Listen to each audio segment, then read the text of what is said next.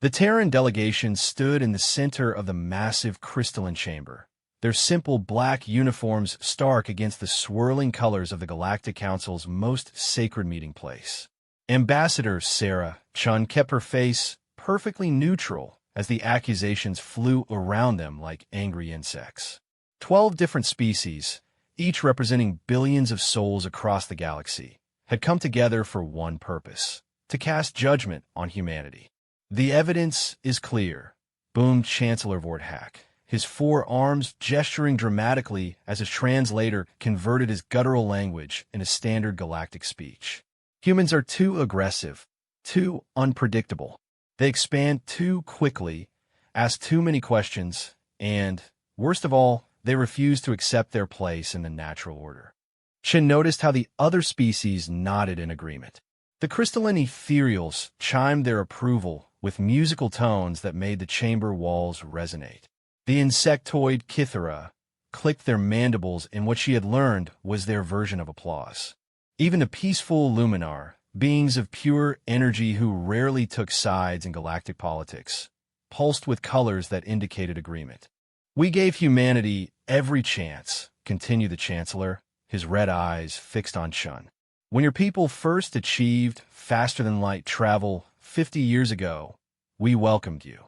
We offered you membership in our council, shared our technologies, opened our trade routes. In return, we asked only that you follow the ancient laws that have kept peace in this galaxy for 10,000 years." Chun remembered those early days well. She had been just a child when the first alien ships appeared over Earth, but she remembered the wonder, the excitement, the feeling that humanity was finally taking its place among the stars. The aliens had seemed so wise, so advanced. Their technology could heal diseases, extend lifespans, even terraform dead worlds. All they asked in return was that humanity accept certain limitations. But humans could not be satisfied. Vorthak's voice grew harsher. "You were given 3 systems to colonize, yet you demanded more. You were offered junior membership in the council, yet you insisted on full voting rights. You were taught our approved methods of resource extraction, yet you developed your own techniques that were deemed too efficient, too disruptive to galactic economics." The accusations were not entirely unfair, Chun admitted to herself. Humans had indeed pushed boundaries that other species respected. When told that certain star systems were off-limits for religious reasons, human scientists had asked why. When informed that mining operations should proceed at a careful pace to avoid disrupting local ecosystems, human engineers had developed methods that were both faster and more environmentally friendly. When advised that military vessels should not exceed certain specifications, human shipbuilders had asked what those specifications were designed to protect against. "The final straw," Vorthak continued, "came when your species began sharing prohibited technologies with younger civilizations. The Arcturans had been carefully guided toward spaceflight over the course of 3 centuries, following proper protocols. Yet humans gave them fusion technology in just 10 years. The consequences could have been catastrophic." Chun spoke for the first time, her voice carrying clearly through the chamber's advanced acoustics. "The Arcturans used that technology to end the famine on their 4th planet. 2 billion lives were saved." "That is not the point," snapped the ethereal representative, their crystalline form pulsing with irritated orange light. "Proper development cannot be rushed. There are patterns, sequences that must be followed. Your species disrupts these patterns." "Perhaps," said Shin quietly, "the patterns needed disrupting." The chamber fell silent. Even suggesting that the ancient galactic order might be flawed was considered blasphemy among most species. The Council had maintained peace and stability for millennia by ensuring that all civilizations developed at carefully controlled rates, that resources were distributed according to time-tested formulas, that military technologies remained within acceptable parameters. "This attitude," said Vorthak, "is exactly why we have no choice but to act. Humanity has proven that it cannot coexist peacefully within our established order. Therefore, by unanimous vote of all member species, humanity is hereby expelled from the Galactic Council. All human colonies beyond your original solar system must be abandoned within 1 standard year. All human vessels must return to Earth. All technological assistance will be withdrawn. Chun felt her heart sink, but she kept her expression steady. And if we refuse, then you will be forced to comply. The combined fleets of the Council represent over 10,000 warships, each more advanced than your most powerful vessel. Do not mistake our preference for peace as weakness. The Luminar representative pulsed forward, their energy form shifting to softer colors. This decision brings us no joy, Ambassador Chun. Your species has many admirable qualities, but you must understand the stability of the galaxy is more important than any single civilization. Perhaps in a few centuries, when humanity has learned patience and proper respect for established order, readmission might be considered. Chun looked around the chamber one final time. These beings, for all their advanced technology and ancient wisdom, could not understand what they were really doing. They saw humanity's rapid development, their refusal to accept limitations, their tendency to help other species advance quickly, as flaws to be corrected. They could not see what Chun saw, that humanity's greatest strength was exactly what they feared most. Very well, Chun said finally. Humanity accepts the Council's decision. We will withdraw from all colonies and return to our home system as demanded. But I want to make one thing perfectly clear. She paused, looking directly at each representative in turn. You are not exiling humanity as punishment. You're setting us free. The Council members exchanged confused glances. Vorthack's 4 eyes narrowed suspiciously. What do you mean by that, human? For 50 years, we have followed your rules, accepted your limitations, tried to fit into your carefully controlled order. We have held back our natural instincts, suppressed our drive to explore and expand, limited our technological development to keep pace with your approved schedules. But now, Chun smiled, and there was something in that expression that made several Council members shift uncomfortably. Now we can do what humans do best. We can be ourselves. Empty threats will not change our decision, Vorthack said, but Chun detected a note of uncertainty in his translated voice. Not threats, Chancellor. A promise. You see, there's something you never understood about humanity. We are not afraid of the dark spaces between stars. We are not intimidated by hostile environments or impossible odds. We do not require careful guidance or gradual development. What we require is challenge, and you have just given us the greatest challenge of all. Chun gestured toward the vast viewing port that showed the swirling galaxy beyond. Out there, beyond the borders of your carefully ordered territories, lie the void regions. The dark nebulae where sensors fail and ships disappear. The rogue planets drifting between stars. The collapsed star systems where gravity behaves in impossible ways. The ancient derelicts of dead civilizations. The cosmic anomalies that your science cannot explain. All the places you have declared too dangerous, too unpredictable, too chaotic for civilized beings to explore. The chamber had grown very quiet. Even a normally chattering Kithara had stopped their clicking. Those are the places where humanity will build our new civilization. Not on the safe, mapped worlds of the galactic core, but in the spaces you fear to enter. And when we emerge from that darkness, stronger and stranger than before, we will show this galaxy what it truly means to be free. Chun turned and walked toward the exit, her small human delegation following behind. At the doorway, she paused and looked back one final time. 1 year, you said. We will be gone in 6 months. But do not think this is an ending, Council members.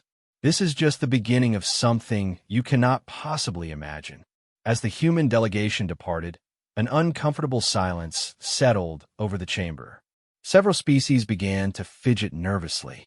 The Luminar representative dimmed to worried purple tones. Even Vorthack seemed less certain than before.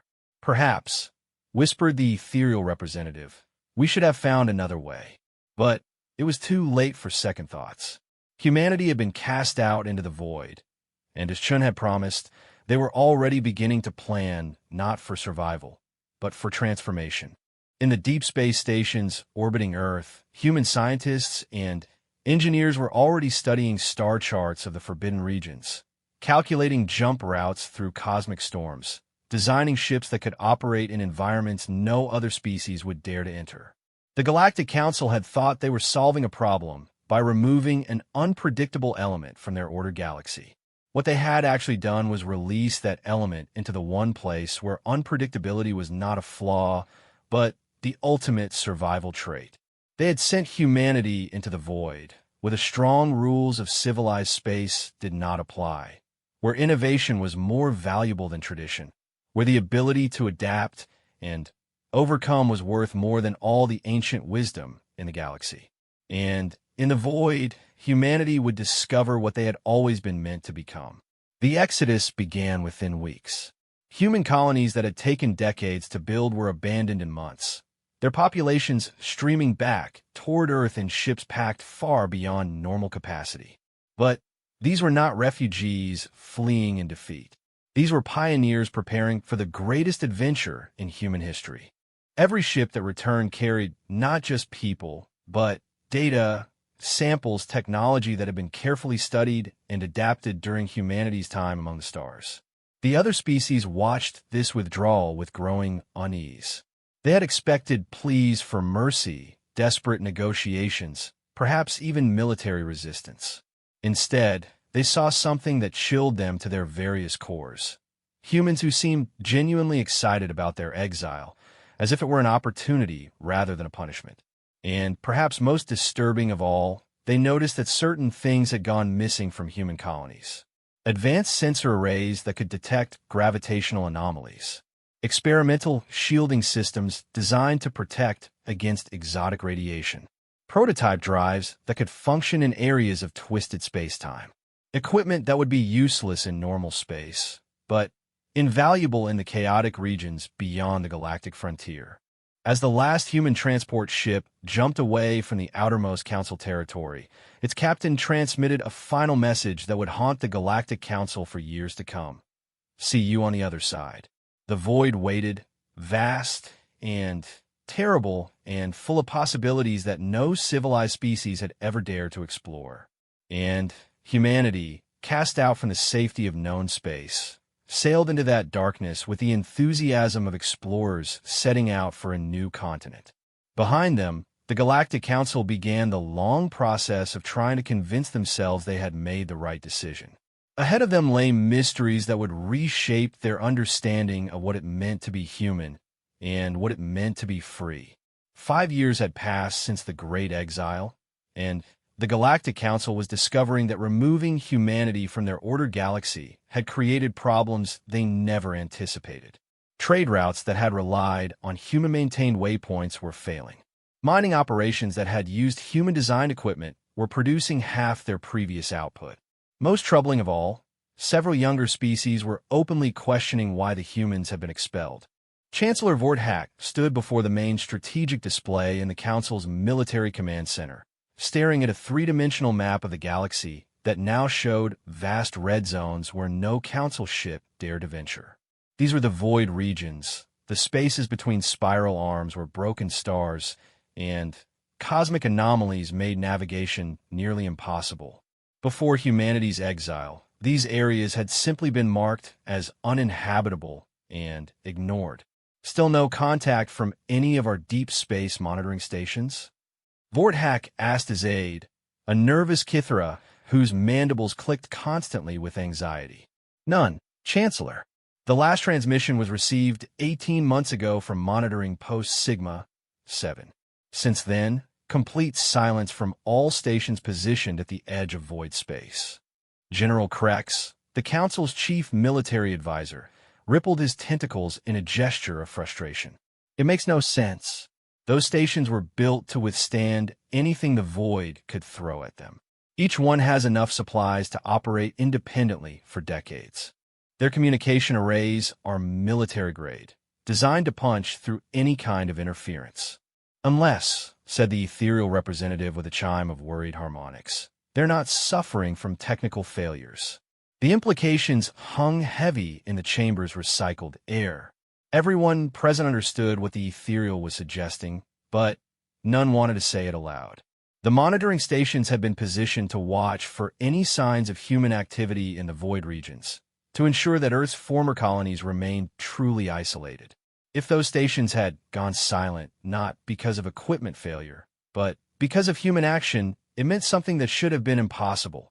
Humans had not only survived in the void, they had somehow learned to move through it. Sir, the Kithara aide's voice rose an octave. We are receiving a priority transmission from the Arcturon delegation. Put them through. The main display shifted to show Ambassador Zethkar, representative of the species humanity, had helped advance too quickly.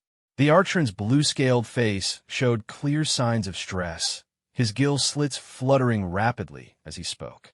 Chancellor Vorthak, I must protest in the strongest possible terms. 3 more of our merchant vessels have vanished in the Kepler Nebula region. That makes 7 ships lost in the past 2 months. My government demands increased council patrols in that area. Vorthak's forearms spread in a gesture of helplessness. Ambassador, as we have explained, the Kepler Nebula is a void region. We do not have the technology to safely operate ships in such areas. Our patrols must remain in stable space.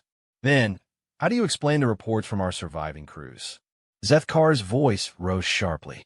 Captain Morthek of the cargo hauler Dawn's Promise swears he saw ships moving through the nebula. Ships that appeared to be using some kind of advanced stealth technology, moving in patterns no natural phenomenon could explain. Your captain was undoubtedly confused by sensor echoes and stellar interference. General Krex interjected smoothly. The void regions play tricks on instruments and perception alike. This is precisely why they were declared off-limits. But Zethkar was not satisfied. Captain Morthek is one of our most experienced void runners. Before the exile, he regularly worked with human traders who taught him advanced navigation techniques. He knows the difference between sensor ghosts and real contacts. The chamber fell silent. The mention of human traders was like invoking forbidden knowledge.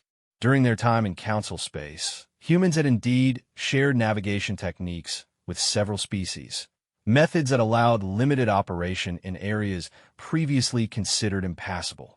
The council had banned these techniques as too dangerous, but some pilots had continued using them in secret.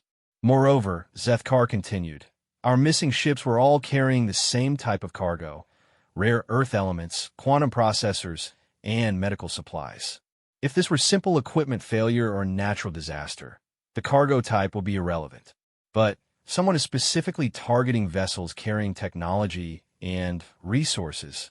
Vorthak felt a chill run through his exoskeleton. The items Zethkar mentioned were exactly the kinds of materials that would be needed to build and maintain advanced technology in hostile environments. If someone was systematically acquiring these supplies, it suggested long-term planning and organized effort. Has the Arcturon government considered rerouting their trade vessels around the Kepler region? Asked the ethereal representative. We have tried, but the alternative routes add 3 weeks to journey times and take us through Zentari space. The Zentari have tripled their transit fees since the humans disappeared, claiming increased security costs. Meanwhile, our people on the outer colonies are running short of essential supplies. This was another problem the Council had not anticipated. Human traders had not simply been one source of goods among many. They had been the primary suppliers for many of the galaxy's remote settlements.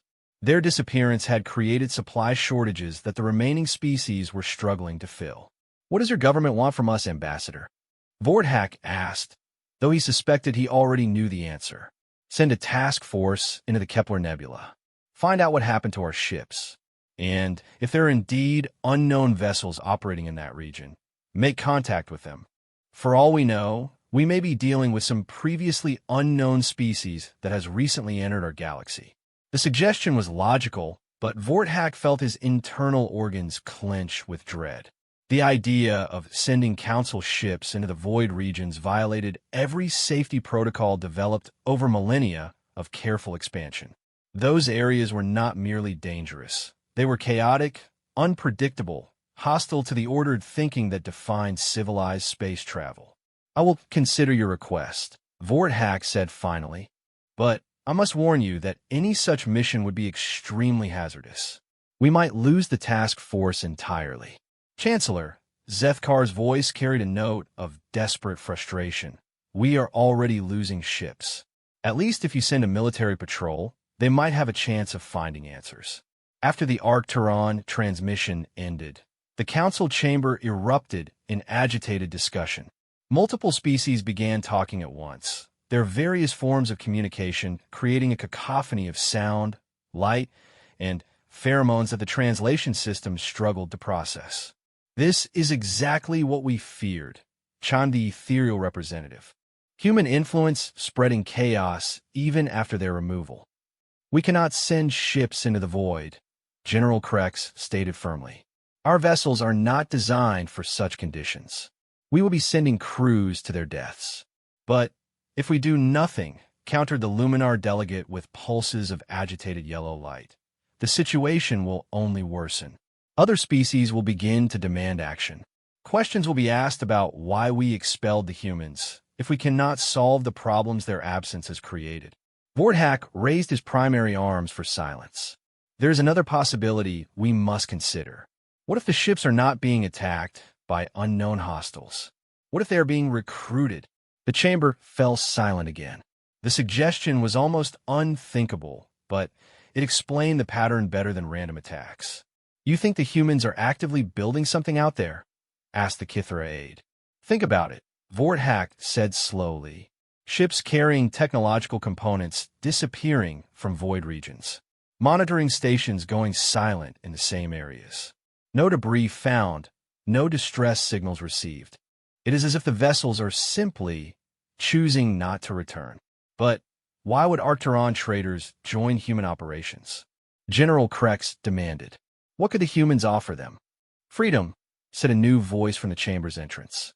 Everyone turned to see Chief Scientist Voltoan, an elderly Centauri who had spent decades studying human psychology during their time in Council space.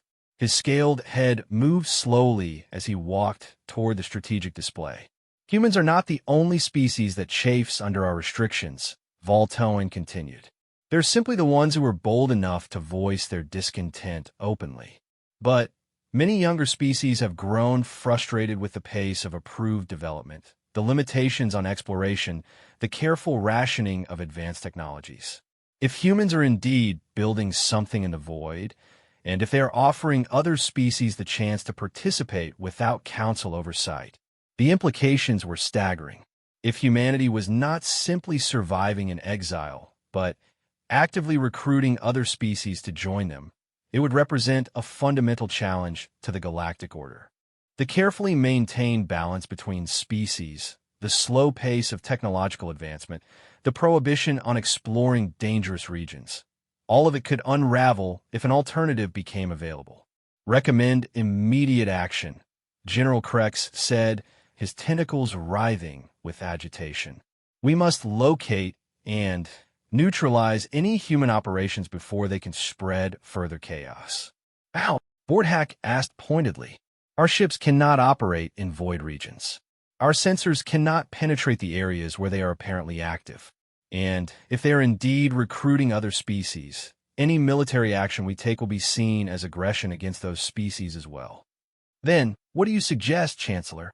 Vorthak studied the strategic display, noting how the red zones seemed to have grown larger over the past year. Areas that had once shown clear boundaries now bled into regions that had previously been considered safe. It was as if the void itself was expanding, or perhaps as if someone was deliberately extending its influence. "We send a diplomatic mission," he said finally.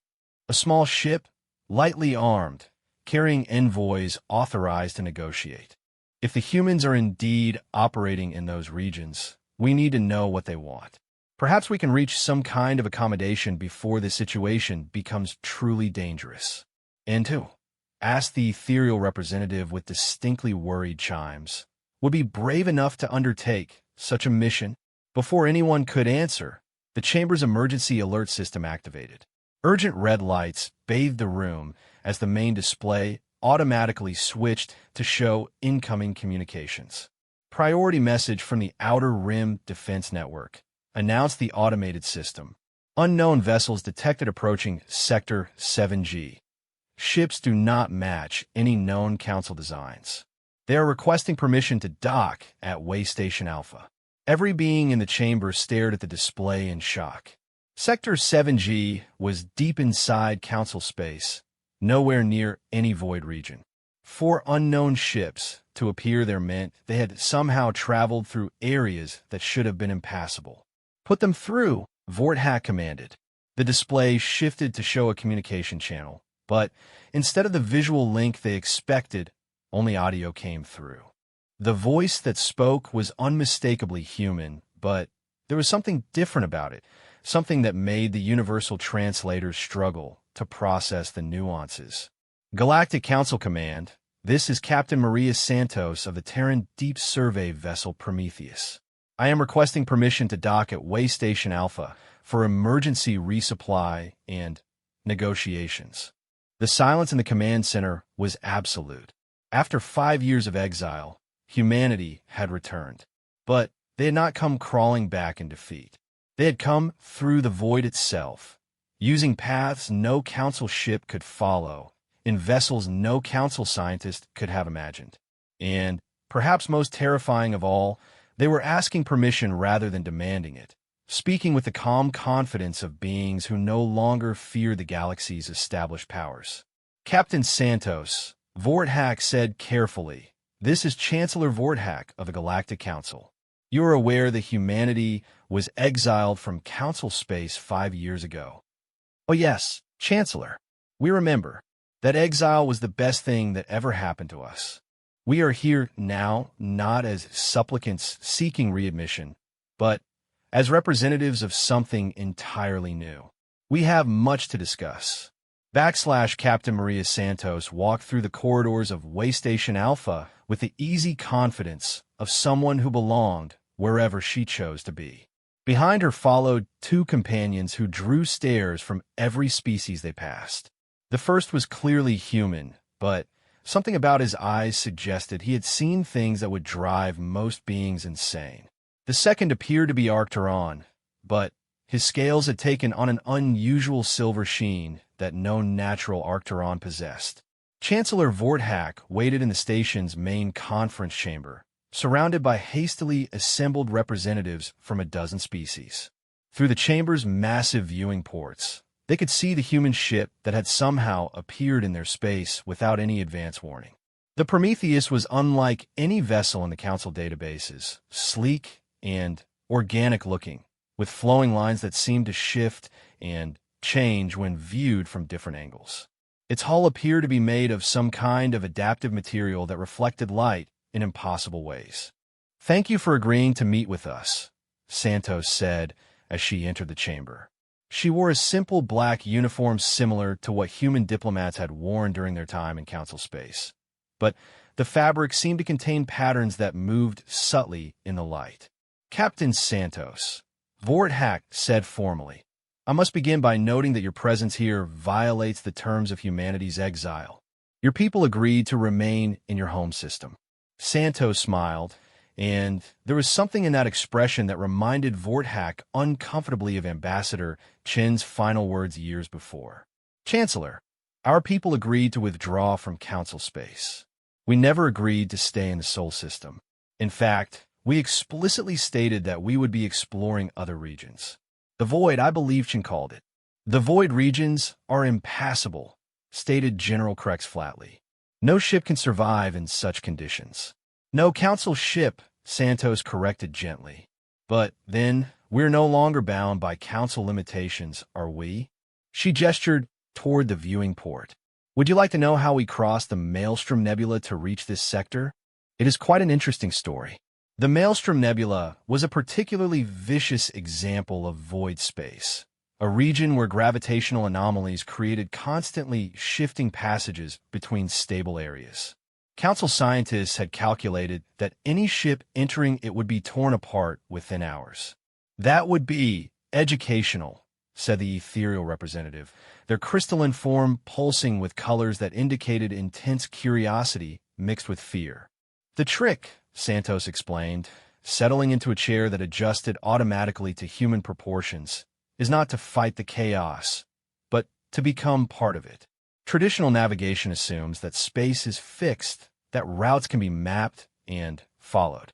But in the void, everything is fluid. Gravity wells shift, time flows differently, and the laws of physics become negotiable. She paused, noting the uncomfortable stirring among the council representatives. My ship, the Prometheus, was not built to impose order on chaos. It was designed to dance with it. Our hull can adapt to changing gravitational fields. Our navigation system uses probability mathematics rather than fixed coordinates. And our crew, she glanced at her silver-scaled companion. Our crew has been enhanced to perceive dimensions of reality that most beings cannot even imagine. Enhanced how? Demanded Vorthak. That, Santos said with another unsettling smile, is where things become truly interesting. You see, the void is not empty space as your scientists believe. It is full of life, but life so alien, so removed from normal reality, that it exists in the spaces between what you consider possible. When we first entered the deep void, we encountered entities that your species would classify as mythological. Beings of pure thought, creatures that exist in folded time, intelligences that communicate through gravitational waves. The chamber had grown very quiet. Several representatives were making what Santos recognized as protective gestures in their various cultures. At first, she continued, we were terrified. These entities were so far beyond our understanding that communication seemed impossible. But humans have one advantage that we have always taken for granted. We adapt. We learn. We change. Santos stood and walked to the viewing port, looking out at the stars. The entity we first encountered existed in 7 dimensions simultaneously. It could perceive the past and future as easily as you see left and right. To it, our 3-dimensional existence was like watching shadows on a wall, barely real, hardly worth noticing. But it was curious about us because we were the first beings it had ever met who could change their fundamental nature without dying. What do you mean? Asked the Luminar representative, their energy form flickering with nervous patterns. Every other species in this galaxy is locked into specific thought patterns, specific ways of existing. The ethereals think in harmonic mathematics. The Zentari process information through hive mind connections.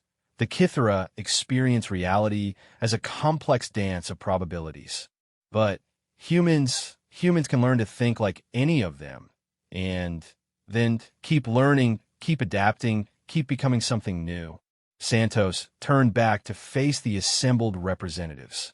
So when this entity offered to teach us how to perceive 7-dimensional space, we said yes. When another creature showed us how to navigate through folded time, we learned. When a third entity offered to help us modify our bodies to survive in environments that would destroy normal matter, we accepted. The silver-scaled Arcturon spoke for the first time, his voice carrying harmonics that no normal Arcturon throat could produce. I was Captain Morthek of the cargo hauler Dawn's Promise. When my ship was caught in a dimensional storm, I thought I would die. Instead, I was rescued by humans who had learned to breathe vacuum and walk through walls of pure energy. They offered me a choice: return to my old life, limited and safe, or join them in becoming something greater. And you chose transformation, Vorthak said, understanding flooding through him with horrible clarity. I chose freedom, Morthek replied, as have thousands of others from dozens of species. The void is no longer empty, Chancellor. It is becoming home to a new kind of civilization, one built not on the careful preservation of ancient order, but on the endless exploration of what is possible. Santos nodded approvingly, which brings us to why we are here. The Council has been wondering what happened to your missing monitoring stations, your vanished ships, your lost contact with the Outer Rim territories. The answer is simple. They have been given a choice. continue operating under council limitations, or join us in exploring what lies beyond those limitations.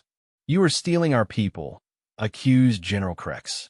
We are offering them opportunities, Santos corrected. Every being who has joined us did so voluntarily, after being shown what they could become. Some choose to remain as they are, and we respect that choice. But others, she gestured again toward Morthek, others choose to grow. The implications were staggering. If humans were systematically offering other species the chance to transcend their natural limitations, it would undermine the fundamental basis of galactic civilization. The careful balance between species would collapse if beings could simply choose to become something other than what they were born to be. What do you want from us? Vorthak asked, dreading the answer. Nothing, Santos said simply. We're not here to negotiate or make demands. We are here to make an offer. The same offer we have made to everyone we have encountered in the void. The chance to become more than what you are. She walked back to the conference table and placed a small device on its surface. The device immediately projected a three-dimensional map of the galaxy, but this version showed areas that no council map had ever revealed. Vast networks of passages through void space, connecting regions that should have been unreachable. Stations and settlements in areas that should have been lifeless. And throughout it all, movement patterns that suggested a civilization far larger and more active than anyone had imagined. This is what we have built in 5 years, Santos said quietly. The Void Network, a civilization that exists in the spaces between your mapped territories, composed of beings who have chosen to transcend their original limitations. We do not seek to conquer or replace the Galactic Council. We simply offer an alternative to those who want something more. And if we refuse your offer, ask the ethereal representative. Then, you continue as you always have, Santos replied with a shrug. We will not force change on anyone, but we will continue to exist and to grow and to explore possibilities that you cannot even imagine. And whenever one of your people decides that the limitations of council space have become too restrictive, they will know that there is another option. The silence that followed was heavy with implications. Every representative in the chamber understood that they were not just facing a diplomatic crisis, but a fundamental challenge to everything their civilization represented. The careful order that had maintained galactic peace for millennia was being undermined not by force, but by the simple existence of an alternative. However, Santos continued, there is one matter that requires more immediate attention. The entity that taught us seven-dimensional perception has been monitoring council space for some time. It has become concerned about what it calls reality degradation in several key sectors. Apparently, the rigid maintenance of static civilization is having unintended effects on the fundamental structure of space-time. She touched the projection device, and the galactic map changed to show areas highlighted in ominous red. Many of these areas corresponded to the most heavily populated and carefully controlled systems in council space. Reality degradation? Vorthak asked weakly. When civilizations become too static, too resistant to change, they begin to create what our entity friends call crystallization effects in local space-time. Reality becomes brittle, unable to adapt to new conditions. If this process continues, those regions will eventually collapse into null space zones where the normal laws of physics no longer apply. The horror on the faces around the table was evident. The Council had spent millennia building the most stable, ordered civilization in galactic history, only to discover that stability itself might be a threat. The entity suggests that controlled introduction of chaos, what it calls reality flexibility exercises, could reverse the crystallization process. It has offered to teach council scientists the necessary techniques. And the price for this knowledge? Vorthak asked. No price, Santos said. Knowledge should be freely shared. That has always been the human position. We are offering to help you save your civilization, even though that civilization chose to exile us. She stood and picked up the projection device. We will be remaining at this station for 48 hours. Any individuals who wish to learn more about the Void Network are welcome to visit our ship. Any species that wants to send observers to our territories may do so. And if the Council decides it wants to learn reality flexibility techniques, we will arrange for appropriate instruction." Santos walked toward the exit, then paused. "Oh, and Chancellor Vorthak, you might want to check on the Zentari home system. According to our monitoring, it is showing early signs of critical crystallization. Without intervention, you have perhaps 6 months before that entire sector becomes uninhabitable." As the human delegation departed, the council chamber erupted in panicked discussion. Everything they had believed about the nature of civilization, the importance of order, the danger of chaos, was being turned upside down. And somewhere in the void between stars, an entirely new form of existence was growing, offering possibilities that were both terrifying and irresistible. The age of careful limitation was ending, whether they wanted it to or not.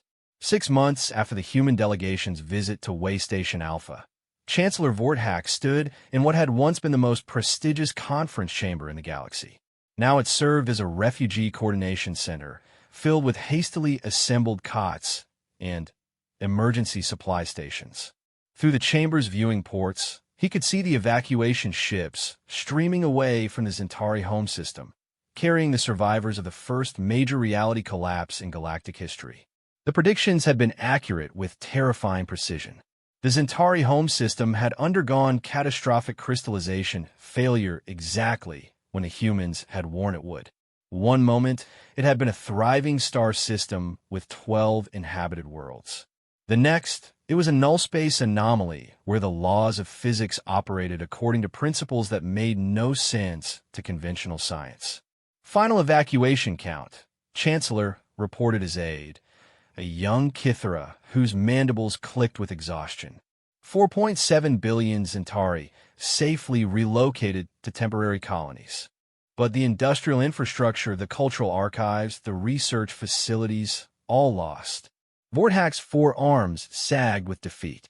The Zentari had been one of the founding members of the Galactic Council, their home system a symbol of everything the careful order of galactic civilization could achieve. Its loss sent shock waves through every member species, raising questions that had no comfortable answers.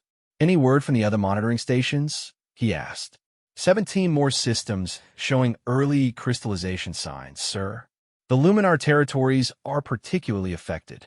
Their energy-based existence seems to make them especially vulnerable to reality brittleness. The irony was not lost on Vorthak.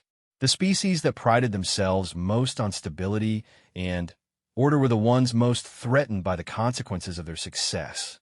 Meanwhile, the chaotic regions that had been considered uninhabitable were apparently more stable than anyone had realized. "Sir," his aide continued nervously, "we are receiving another transmission from the human vessel." Vorthak sighed deeply.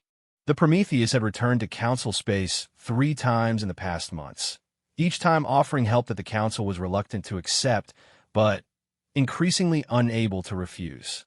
Each visit brought more disturbing revelations about the true nature of reality and the unintended consequences of rigid civilization. Put them through. The main display activated to show Captain Santos, but she was no longer alone. Behind her stood representatives of dozens of species, many of whom Vorthak recognized as missing persons from various council territories. But these beings had been changed in ways that were both subtle and profound. Their eyes held depths that spoke of experiences beyond normal understanding. Their movements suggested awareness of dimensions that standard beings could not perceive. "Chancellor Vorthak," Santos said with what might have been sympathy, "we are deeply sorry for the loss of the Zentari home system. We know our warnings must have seemed fantastic at the time. Reality crystallization is not a concept that translates well into conventional scientific frameworks." "Captain Santos," Vorthak replied formally, "the Galactic Council acknowledges that your predictions proved accurate. We also acknowledge that our understanding of fundamental reality may be incomplete." It was perhaps the most difficult admission any council leader had ever made. For 10,000 years, the council's entire authority had rested on the assumption that they possessed superior knowledge and wisdom. To admit that another group understood aspects of existence that were beyond council science was to undermine the foundation of galactic order. "We are not here to claim superiority," Santos said gently. "Understanding reality at deeper levels is not about intelligence or advancement. It is about willingness to question assumptions that seem obviously true. The Void taught us that what we considered fundamental laws were actually local conditions, and that those conditions can change." Behind her, one of the transformed beings stepped forward. Vorthak was shocked to recognize scientist Voltoan, the elderly Zentari who had been studying human psychology. But Voltoan's scales now showed the same silver sheen as Morthek, and his eyes held depths that made Vorthak uncomfortable to look at directly.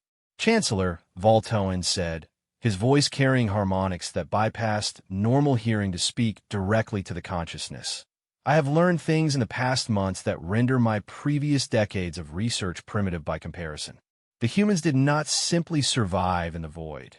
They learned to partner with forces that exist beyond the three-dimensional reality we consider normal." "Forces?" Vorthak asked, not sure he wanted to know the answer. "Intelligences so vast and complex that they exist partially outside of time itself. Beings that view our entire galaxy as a single quantum state within a larger multidimensional matrix. Entities that have been watching the development of galactic civilization with growing concern." Santos nodded agreement. "These entities are not hostile, but they're deeply worried about what they call the crystallization cascade.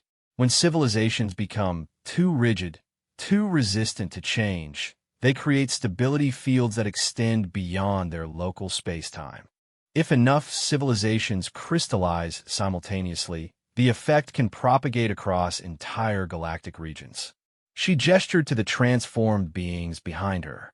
"That is why they have been working with us to develop techniques for maintaining reality flexibility, not just for humanity's benefit, but for the survival of all galactic civilization." "What are you proposing?" Vorthak asked, though he suspected the answer would challenge everything the council represented. "Partnership," Santos said simply. "Not absorption of the council into the Void network, but cooperation between two different approaches to existence. The council represents the value of stability, preservation, careful development. The Void network represents the value of adaptation, exploration, transcendence of limitations. Both approaches have merit, but neither is sufficient alone." On the display behind her, a new galactic map appeared. This one showed the current state of space more accurately than any council survey had ever achieved. The carefully mapped territories of civilized space were there, but they were revealed as small islands of local order within vast oceans of chaotic void. And throughout those voids, the growing networks of the transformed civilizations were visible as streams of light connecting previously impossible destinations. "The entities have shown us what this galaxy could become," Santos continued. "Instead of rigid territories separated by impassable barriers, we could have flowing networks where beings move freely between different modes of existence. Stable zones for those who value security and predictability. Chaotic regions for those who seek transformation and growth. And frontier areas where both types of beings can work together to explore new possibilities."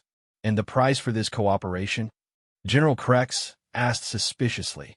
"The willingness to accept that there are many valid ways to exist," Santos replied.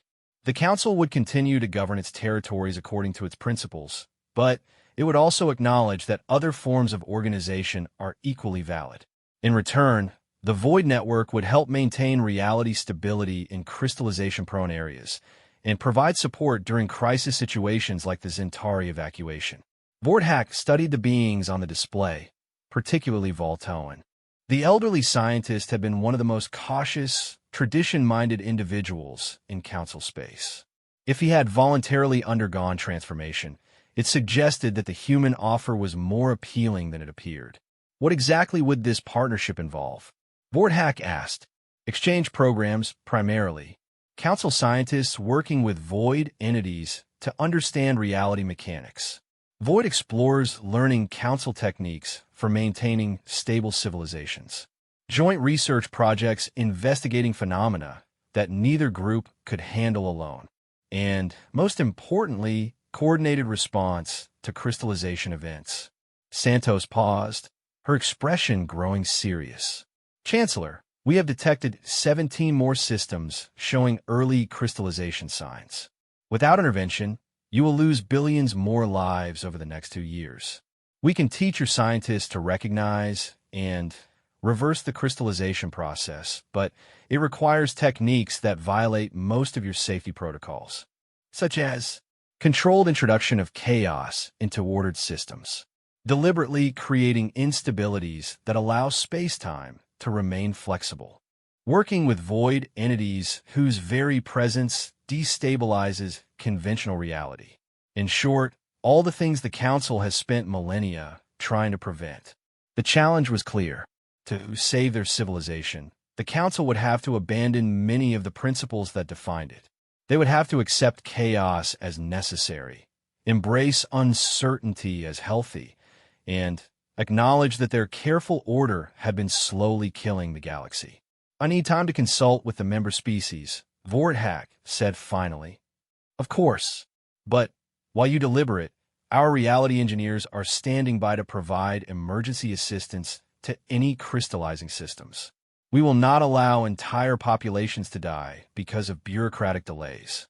The transmission ended, leaving the conference chamber in heavy silence. Vorthak looked around at his advisors, seeing his own uncertainty reflected in their various expressions. Recommendations? He asked. We have little choice, said the Luminar representative, their energy form flickering with resigned patterns. Our own territories are showing crystallization signs. We can either accept human help or watch our civilization collapse. But accepting their help means accepting their philosophy, General Krex pointed out. Once we acknowledge that chaos is necessary, that transformation is desirable, that unlimited growth is possible, how do we maintain any kind of social order? Perhaps, said the ethereal representative with soft, thoughtful chimes, the question is not how to maintain our current order, but how to create a better one. Over the following weeks, the debate raged throughout Council space. Some species, particularly those already showing crystallization effects, quickly voted to accept the human partnership. Others, still committed to traditional order, refused to consider any collaboration with the Chaos Bringers. But the deciding factor came when the humans made good on their promise of emergency assistance. When the Luminar core worlds began showing critical crystallization signs, void network ships appeared within hours. Beings who existed partially in folded space worked around the clock to stabilize local reality, preventing a collapse that would have destroyed the energy-based civilization entirely. The Luminar were so grateful that they immediately voted to join the partnership, bringing with them technologies and perspectives that neither the Council nor the Void Network had possessed. Their energy manipulation abilities, combined with human adaptability and void entity knowledge, created entirely new possibilities for reality engineering. One by one, other species followed. The Arcturans, who had already lost significant populations to void recruitment, formally requested joint membership in both organizations. The Kithara developed techniques for using their probability mathematics to navigate chaotic regions safely. Even some of the more conservative species began sending observers to learn void techniques. Within a year, the rigid boundaries between Council space and the void had become fluid frontiers where beings moved freely between different modes of existence. Stable systems continued to operate according to traditional principles, but they were now supported by chaos management networks that prevented crystallization. Exploration fleets, staffed by transformed beings, pushed into previously impossible regions, discovering wonders that rewrote the understanding of what was possible in the universe. And at the center of it all, humanity found itself playing the role they had always been meant for, the bridge between order and chaos, the species that could adapt to anything and help others do the same. They were no longer the unpredictable troublemakers who refused to accept limitations. They were the guides who showed others how to transcend limitations safely. The galaxy had not become the carefully controlled paradise the Council had envisioned. Instead, it had become something far more complex and wonderful, a vast network of possibilities where every being could choose their own path to growth, where stability and change supported each other rather than competing, where the phrase "that's impossible" had become an invitation to prove otherwise. And somewhere in the depths of the void, ancient entities that existed beyond normal space-time observed this transformation with what might have been approval. The young species of the galaxy were learning the most important lesson of all, that existence was not about finding the one correct way to live, but about discovering how many different ways life could flourish when given the freedom to grow beyond all limitations. The age of exile was over. The age of infinite possibility had begun.